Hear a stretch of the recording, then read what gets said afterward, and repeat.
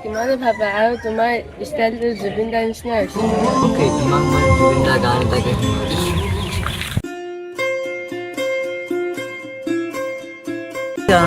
দাদা পিকনিক এটা খাম বুলি ভাবিছিলোঁ সেইকাৰণে আহিছিলোঁ তুমি তাত গান গাব লাগিব ঠিক আছে মই তেতিয়া গানটো গাই দিম বাৰু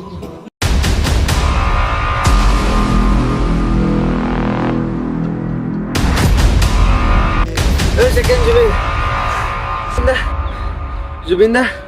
জুবিন দা ঢুকালে